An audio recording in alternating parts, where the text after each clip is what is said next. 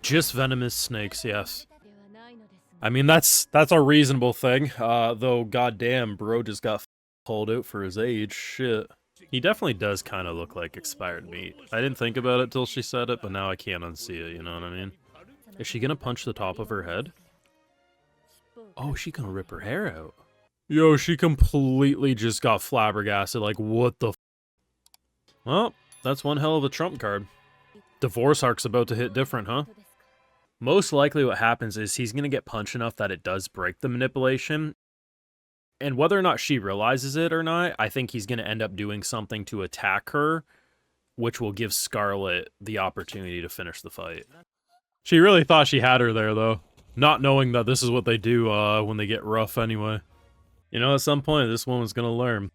Got this far of the video, make sure you drop a like, share, support, subscribe if you're new around, of course, Patreon for live reactions and exclusives to all some more, which also helps fund the channel videos just like these. So, out of all the mistakes I think this Isekai could have made, this was probably the biggest one. And what am I talking about? I'm talking about Little Miss Isekai herself making probably the dumbest mistake she could make. But here's the thing. It's very easy for us as the viewers to say, how could she think Scarlet wouldn't absolutely put the prince in a body bag?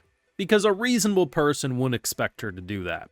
Generally, human shields, that of your ally, will make anyone pull their punch because even though they're being controlled, if you hurt them too much, when they're not controlled, they may not be able to get back up. So her using him as a shield like this made a lot of sense. And if you don't know, after the credits, they already show she punched.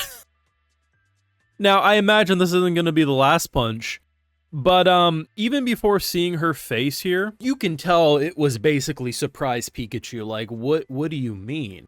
And I think this is what's so fun, because the plan had a lot of ups and downs for both sides. There was brainwashing, there was basically control of, like, just the general bodies. Like, I don't know, the Pope was doing some gravity magic-like level manipulation. They couldn't move and didn't stop her.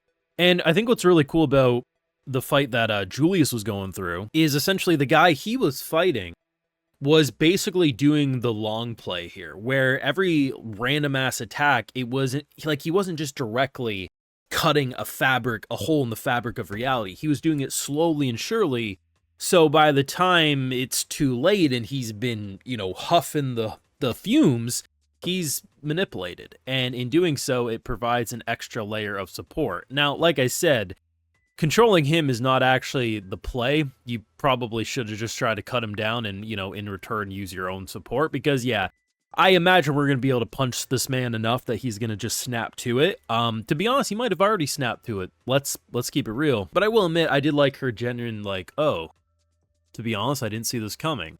Because, like I said, it had a lot of ups and downs. We were able to get Saint Deanna her abilities back, which is nice, which in return allows them to, you know, be able to support themselves and not die because they were getting close to it. But to be honest, this is a woman who very much is like, this is my show, this is my story, and by all accounts, she's right. Like, Scarlet isn't the Isekai MC, she's not in control, she is the villainess, and she loves that fact. And, you know, just the unexpected moments of, I'm now saved, would in any other show make it a victory for her. And I don't think Scarlet in any way is in any real danger. I don't think she's made any real mistakes. It is, in fact, Little Miss Isekai bitch, and I have to wonder, one of two things is going to happen, and I think it's only one of two things.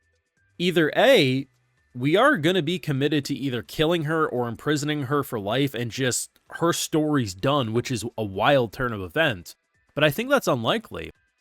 I think we're going to actually kill her, and in return, I assume the goddess will just summon a new body? Is it going to be a thing where every so many arcs, Scarlet has to kill an Isekai bitch?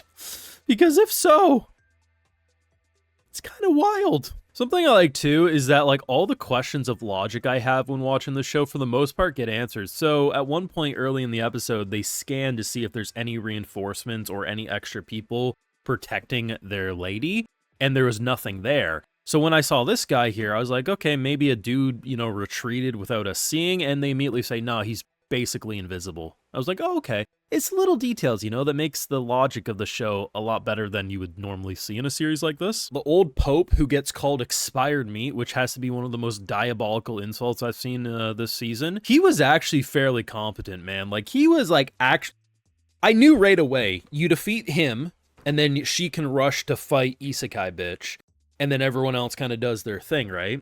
But he actually brought everyone down to their knees at multiple points, and even after being destroyed by Scarlet, was able to get back up and do it again, right? And you definitely have some emotional moments, like stuff like this, where bro's like, don't worry, I had protection. Oh wait, I actually did get shot in my back, but it's okay. It's fine. 'Tis but a flesh wound. I don't know, it's so fun because I don't even necessarily like, I guess she is a villain. Like, she's our antagonist, but it's like, it's hard to say, like, maybe the goddess, you know, really does have good intentions, you know, using a human body like this as almost like a little puppeteer. I don't think so, with what we know, but I'm willing to, you know, over the course of, if we got a second season, being able to learn more and more.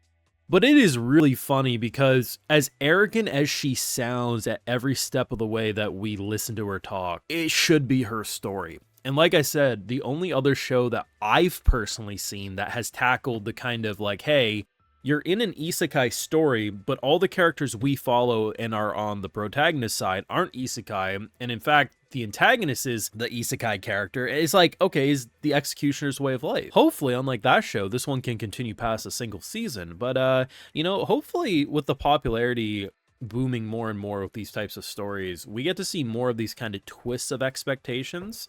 Especially for characters who have no idea what the concept of an isekai world even is, like someone like Scarlet. But yeah, she definitely, she fumbled. In any other show, this would have worked.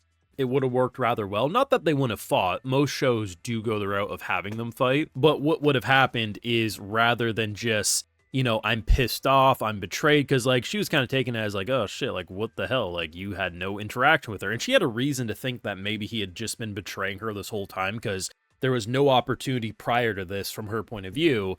But, you know, she pretty much realized what it was pretty quick. And to be honest, she might not have cared as much. She's like, I'll just punch him. The funny thing is that she has no idea that in their normal time, she loves to hit him and he loves to be hit by her. Meaning that he might already have come to already and is like completely aware of what's happening. And if not, it will happen probably pretty quick into the last episode there. And in return, she won't have any idea. Like, Scarlet and him will basically be on the same wavelengths, and he'll end up, you know, restraining her or something like that. Like, something like that's probably going to happen. But either way, hell of an episode. You know, I've really enjoyed this show. I think, you know, sometimes the production's really impressive, and then most of the time the production's pretty PNG slideshow. But I don't know, I have fun with it. There's a simplistic beauty to a lot of the show, and, you know, the titles of every episode crack me the hell up. Let me know what you thought though down below on the second to last episode of May I Ask for One Final Thing. Thoughts? Drop a like, share, support, subscribe if you're around here. Of course, Patreon for live reactions to all these episodes. We haven't been doing it weekly every week on YouTube, but I do cover it every week over on Patreon if you're interested. And while you're over there, I'll also give you a video shout out because my patrons are what make YouTube videos just like these possible. Alright, so today we got Corvus Null, Quepqueps, Blue Zuri, Porpos Power, Jadon for Life, Septus 6, Jack Wit, and we also have Sonnet. So I appreciate the support, everyone. Please take care. You all have a good one.